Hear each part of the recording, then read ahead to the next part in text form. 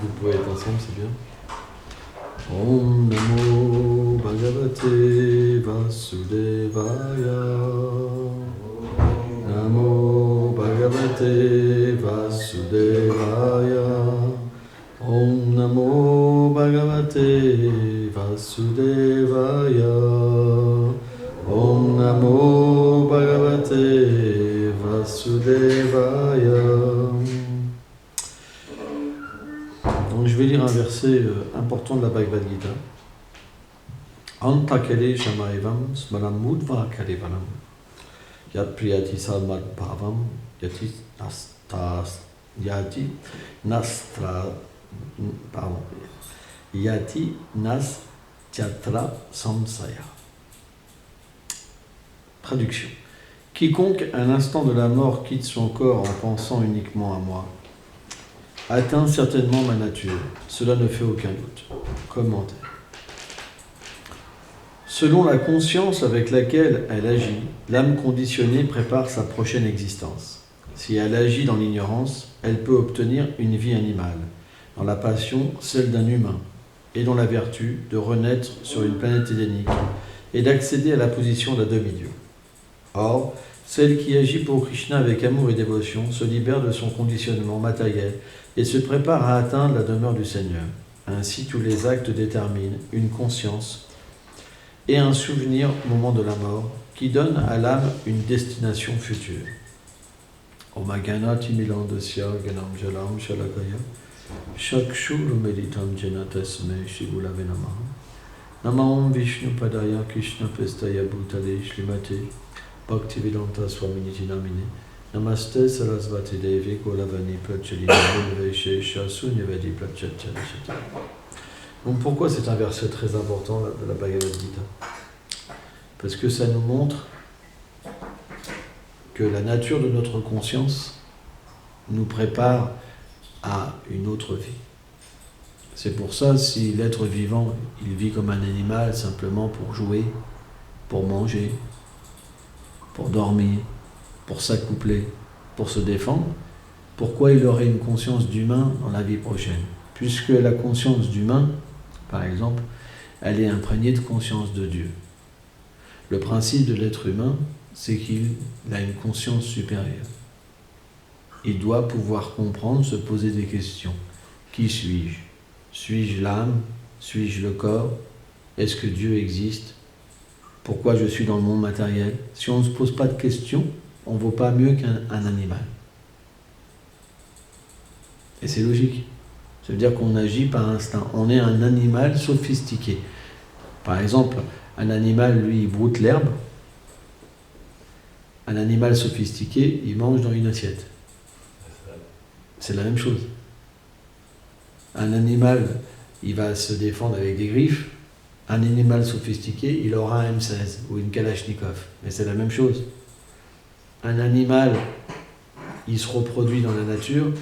Un animal sophistiqué dans une pièce, enfermé. C'est la même chose.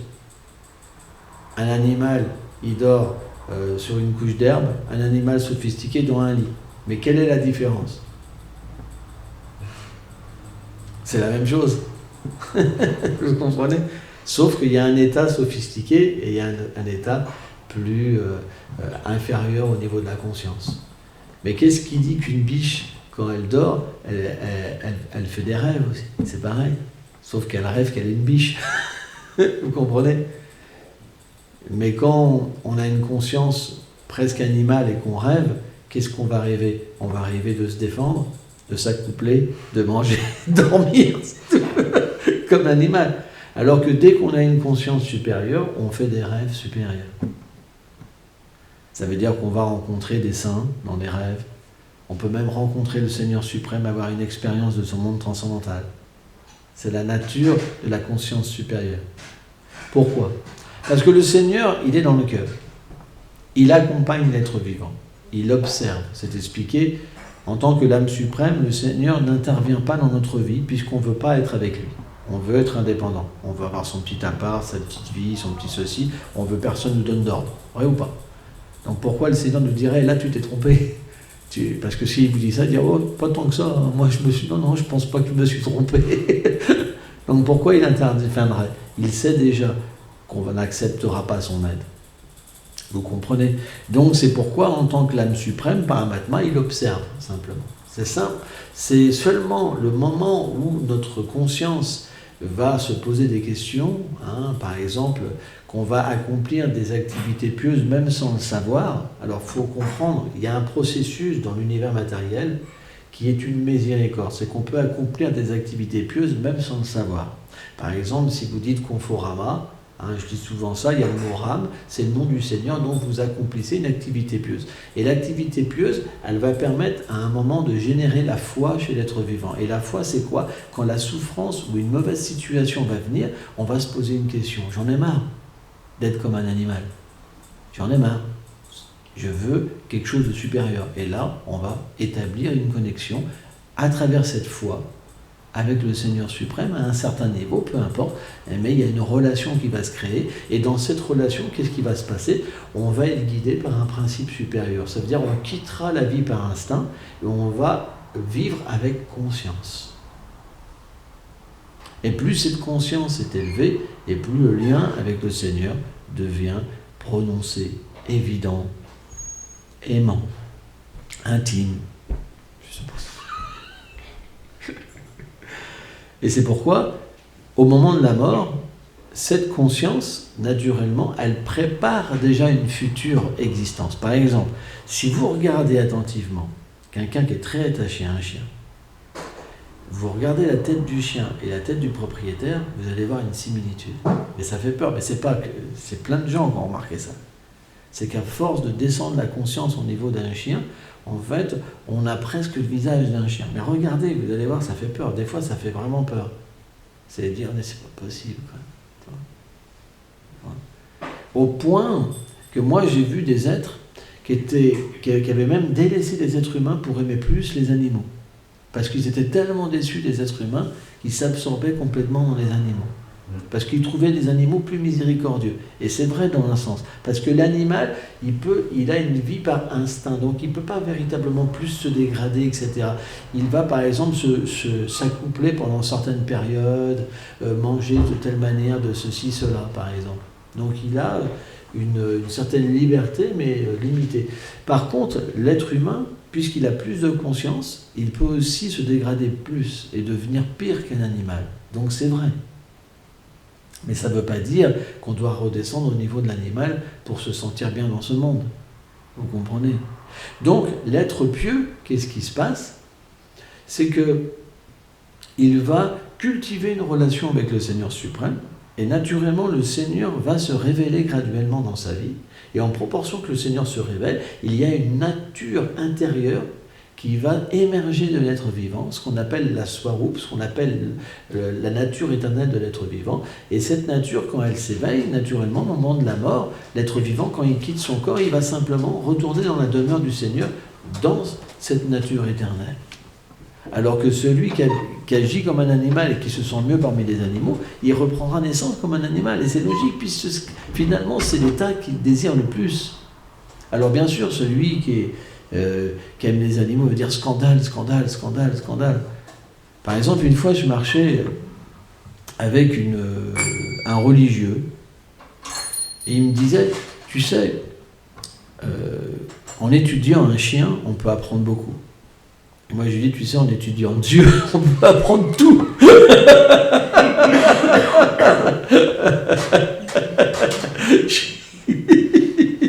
Parce que le Seigneur, il est dans le cœur de chaque être, il connaît tout. Donc si tu médites sur lui, automatiquement, tout est révélé. Pourquoi méditer sur un chien?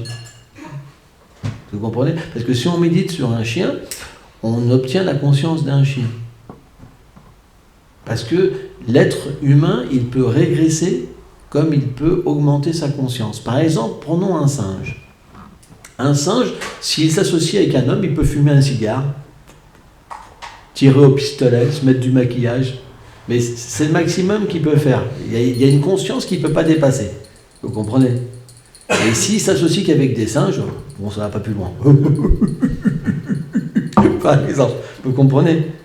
Mais l'être humain, s'il s'associe avec des saints, il peut devenir conscient de sa relation avec le Seigneur suprême. De la même manière, s'il s'associe avec des animaux, sa conscience Elle vient au niveau qu'il peut comprendre la conscience d'un chien et s'associer avec un chien, et relationner avec un chien. Donc qu'est-ce qui est préférable, d'après vous?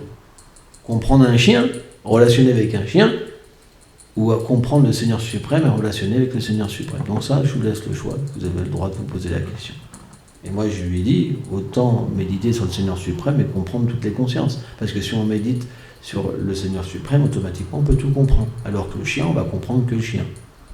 Voilà. Et si on a une conscience de chien, on ne va pas pouvoir comprendre des sphères supérieures, parce que le chien, il ne peut pas. Par exemple, faites l'expérience. Alors, on ne peut pas, mais prenez un chien, vous le mettez devant les déités, dans un temple. Qu'est-ce qu'il va faire? Il va avoir un poteau, il va pisser dessus. Voilà. Il ne va pas pouvoir voir les déités dans le temple, parce qu'il n'a pas la conscience. Ben, de la même manière qu'un homme qui a la mentalité d'un chien et d'un chat, si vous le faites rentrer dans le temple, il ne verra pas les déités. Moi, j'ai eu cette expérience. Ah, c'est mystique. J'étais là, les gens sont rentrés, et la personne, elle n'a pas vu les déités. Elle a dit, oh, le bois, oh, c'est pas mal. Et elle est ressortie, elle n'a même pas vu les déités. J'étais là, je dis, mais c'est pas possible quand même. Parce qu'en fait, quand on n'a pas de conscience, on ne peut pas voir Dieu. Quand il n'y a pas de conscience de Dieu, on ne peut plus voir Dieu. Mais on est sensible envers les animaux, mais pas envers le Seigneur suprême. Vous comprenez? Donc c'est la preuve qu'il y a un problème dans la conscience. Donc le but de la Bhagavad Gita, c'est de nous dire, hé Baba,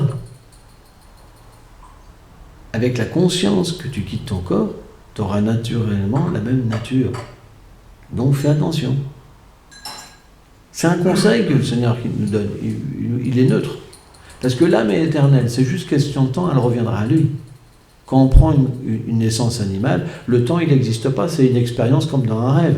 Par exemple, qui n'a pas eu une expérience de voler, par exemple, dans les airs, qu'on était dans un rêve, ou d'avoir un loup-garou qui nous courait l'arrière avec des grandes dents. On a eu plein de sortes de rêves. Hein? Alors bien sûr, quand on a un corps d'animal identifié avec l'animal, souvent on rêve qu'on est quand même le personnage qu'on est, sauf que parfois il est super fort, parfois il est super faible, parfois il vole. Hein. Je connaissais moi une dame, elle me disait, quand j'étais enfant, je me faisais toujours embêter, et la nuit, je me transformais en Wonder Woman. Et je claquais tout le monde. Mais le problème, c'est quand je me réveillais, j'étais plus Wonder Woman. Elle m'a dit ça. Ça, c'est le rêve. Ça veut dire le problème qu'on rencontre dans la journée, il va se régler d'une certaine manière dans le rêve. C'est des impressions. Vous comprenez? Par exemple, si on voit une montagne, si on voit un nuage, on pourra rêver que le nuage porte la montagne. C'est complètement insensé. Vous comprenez? Donc, un rêve, ça n'a pas de substance. Sauf un rêve spirituel. Mais un rêve, simplement, c'est un amalgame d'impressions matérielles. C'est dans l'ignorance. Pourquoi? Parce que c'est imprégné d'illusions matérielles. De la même manière que les deux rêves, à l'état de sommeil et à l'état d'éveil, ils n'ont pas de substance. Parce que ce n'est pas la nature éternelle de l'âme, ce n'est pas un lien avec le Seigneur suprême, mais avec son énergie illusoire, Maya Dakshina Prakriti. C'est pourquoi le Seigneur révèle la Bhagavad Gita. Pourquoi il révèle un processus spirituel qui est dans cet âge de chanter le Saint-Nom. Pourquoi il envoie son pur dévot, Srila Prabhupada par exemple, ou d'autres Vaishnavas. C'est simplement pour permettre aux gens de sortir de la conscience matérielle et d'accepter leur conscience éternelle. Ce qu'on appelle la conscience de Krishna, Krishna Chaitanya, parce que le Seigneur a un nom éternel qu'on appelle Krishna, qui veut dire la vérité absolue, qui veut dire aussi l'infiniment fascinant.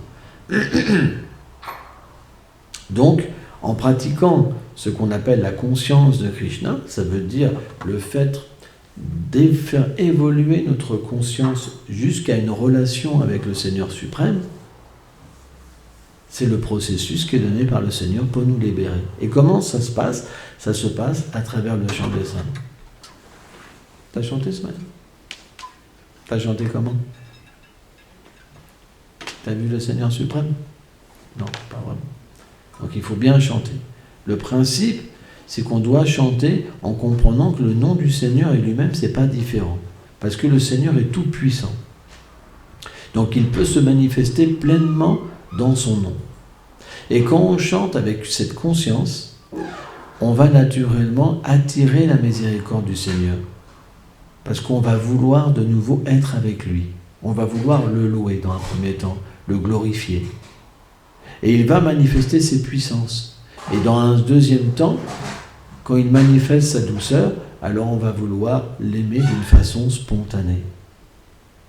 Mais de la même manière qu'en s'associant avec un chien, on obtient une mentalité de chien, ou en s'associant avec un voyou, on obtient une mentalité de voyou, ou en s'associant avec un businessman, on obtient une mentalité de businessman. Si on s'associe à travers le Saint-Nom avec le Seigneur suprême, on obtient la même nature que lui, transcendantale. Et on devient libéré de cet état d'ignorance du monde matériel, qui est le rêve éveillé et le rêve endormi, si on peut appeler ça comme ça. Ces deux états. Sans ça, c'est pas possible. Et on voit que finalement, dans une même pièce, vous pouvez avoir des gens qui écoutent mais qui ne comprennent rien et qui ne mettront pas du tout en pratique. Ils vont repartir de la pièce 5 minutes après. Ils vont tout oublier de la classe ou de l'enseignement du Seigneur suprême. Et t'en as, ça va faire un impact et qu'ils vont tout accepter et s'abandonner. Et leur vie va changer. Donc c'est une question de conscience. Ça veut dire la conscience va évoluer graduellement. D'une conscience qui est presque animale, on va avoir une conscience divine. Mais c'est graduel. Ça veut dire que c'est l'association qui va changer la conscience graduellement. De la même manière qu'on peut se dégrader avec une mauvaise association, de la même manière, en s'associant avec le service de dévotion, les purs dévots et le Seigneur suprême, notre nature va graduellement changer. Vous comprenez? C'est pourquoi l'importance de l'association. Si on n'a pas une bonne association, on ne peut plus progresser. On est obligé de se dégrader si l'association est mauvaise. Parce que c'est quelque chose de scientifique. Vous ne pourrez pas faire autrement. Parce que vous êtes obligé d'échanger des sentiments. Vous êtes obligé de manger, vous êtes obligé de faire ceci, cela. Donc si vous êtes avec des gens dégradés, vous allez manger quoi? C'est expliqué que quand quelqu'un cuisine, par exemple, des céréales, là, sa mentalité va dans les céréales. Donc vous mangez en fait la mentalité des êtres. Eh ouais. C'est pour ça que si vous mangez la nourriture cuisinée par des gens vraiment bas de conscience, à un moment ça vous affecte. Il y a des désirs matériels qui vont revenir dans votre cœur. Vous allez ressentir de la concupiscence, vous allez ressentir de la colère, de l'avidité. De la même manière, si vous mangez la nourriture que vous offerte au Seigneur suprême, cette concupiscence, etc., va graduellement disparaître. C'est pourquoi le Seigneur donne un processus qui est simple. Associez-vous avec lui. Alors vous dites, mais moi j'habite loin, je suis tout seul. Non, tu peux chanter tout le temps. Tu peux chanter intérieurement et toujours protégé. C'est très simple. Tu peux étudier, tu peux offrir ta nourriture. Et au lieu de donner ton cœur aux gens, tu peux faire un service pour le Seigneur, avoir une relation avec les gens, mais dans un état de service. En fait, quand on dit association, c'est de donner son cœur, c'est vouloir prendre quelque chose de quelqu'un. Là, on prend les défauts et les qualités. Mais quand on est dans un état de service et qu'on sert le Seigneur, on est protégé. C'est pourquoi c'est très facile comme méthode. Elle est applicable en tout temps, en tout lieu, en toutes circonstances. C'est tellement merveilleux. Ukta Viraga. Tout appartient au Seigneur. Il est partout présent. Dans son aspect impersonnel ou localisé en tant que Paramatma. Mais pour un dévot, il est aussi présent en tant que la personne suprême. Shri Bhagavan, Shri Krishna. Vous comprenez? Donc c'est facile. Vous ne pouvez pas dire que vous n'y arrivez pas. Parce que c'est tellement facile. C'est pas possible de dire que vous n'y arrivez pas. C'est que vous ne voulez pas. C'est différent. Vous ne devez pas vous tricher. Vous ne voulez pas. Mais c'est impossible de ne pas y arriver. Parce que le Seigneur, il a enlevé tous les obstacles dans l'âge de Kali. Il a fait une voie qui est la plus simple. Vous pouvez tout faire pour lui. Chanter, manger, danser, travailler pour lui, avoir une famille pour lui, créer des choses pour lui, mais pour lui. Dès que vous faites pour vous, l'illusion vient. Parce que vous n'êtes pas séparé de lui. Quand vous pensez que vous êtes séparé du Seigneur, alors l'illusion vous attrape. En fait, vous êtes manifesté pour son plaisir. Tout existe par lui et pour lui. Vous êtes manifesté pour son plaisir. Donc dès que vous agissez de cette manière-là, le Seigneur apparaît. Et vous avez pu apprendre les réactions de vos actes. Vous êtes libéré du karma. Et quand vous êtes libéré du karma, votre nature éternelle apparaît. C'est logique. Donc et voilà, rien ne n'empêche d'avoir des business, rien ne n'empêche de faire ceci, de faire de la musique, de faire tout ce que vous voulez, mais pour lui. À ce moment-là, votre vie va complètement changer. Et c'est merveilleux, c'est tellement simple. Et c'est logique. Parce qu'à travers l'action, vous pouvez vous relier. Et quand vous êtes relié, il y a une association, et cette association, elle change la conscience. Elle nous libère. Pourquoi en ce moment on ne voit pas? C'est parce qu'on a passé notre vie à mal s'associer, à ne pas comprendre comment s'associer. On n'avait pas la méthode pour s'associer. Vous comprenez? Et donc on cherchait une association par rapport à la fausse nature qu'on avait acquise. Par exemple, si notre fausse nature était mauvaise, ben on va être mieux avec des gens mauvais. Si notre nature était plus vertueuse, on sera mieux avec des gens vertueux. Et si notre nature était divine, on sera naturellement porté à rencontrer des gens divins. Ça vient des vies passées. Mais ça veut pas dire parce que vous avez développé une mauvaise nature que vous ne pouvez pas changer de nature. Parce que le Seigneur est miséricordieux. Et c'est ça le point. Tout le monde peut y arriver. Tout le monde. Et c'est maintenant que vous devez faire. Vous devez être sérieux maintenant, mettre en pratique maintenant. Et le résultat, vous pourrez le sentir dans votre vie tout de suite. Par exemple, il y a des personnes qui vous disent « Moi, je vois ce que je crois. » Et bien, vous pourrez voir. Parce que le Seigneur, il est dans le cœur. Et il réciproque tout de suite avec les gens sincères. C'est une expérience mystique. Ne pensez pas que vous ne pouvez pas voir. Ça, c'est faux. C'est complètement faux. Ça, c'est les religieux qui ont une méthode qui n'est pas bonne, qui disent ça. Parce que quand ils font quelque chose, ils ne voient jamais rien. Il y a un problème. Vous comprenez?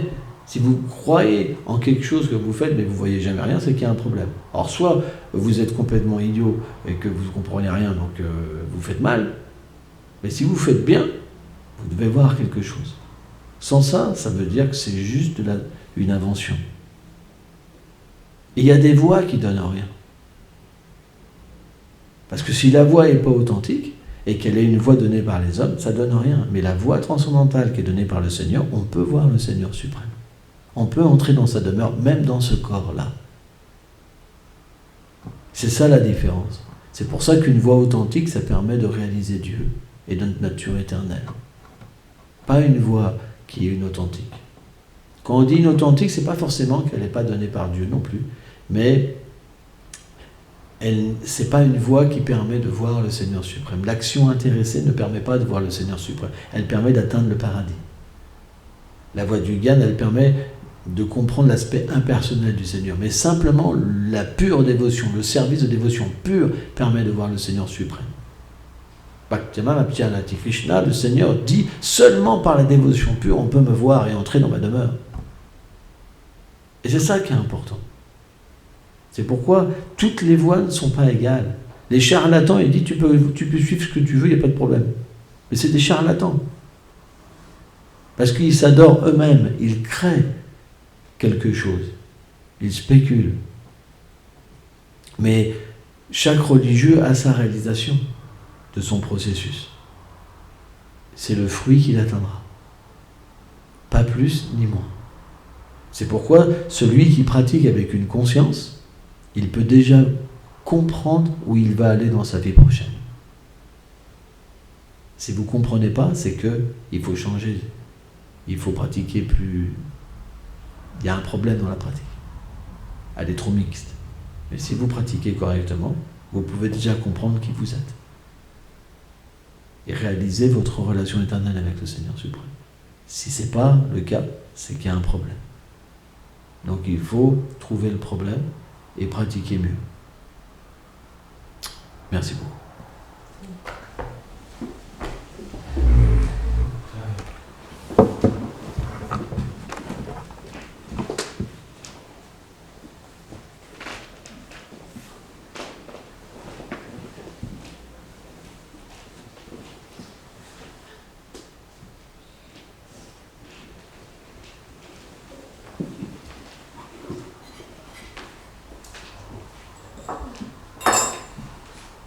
Pourquoi on ne pourrait pas réaliser le Seigneur suprême si on est sincère? Tu comprends? Il ne faut pas se limiter, moi je suis comme ça, ça me suffit. C'est pas ça. On ne peut pas être satisfait comme ça. Il faut être progressif.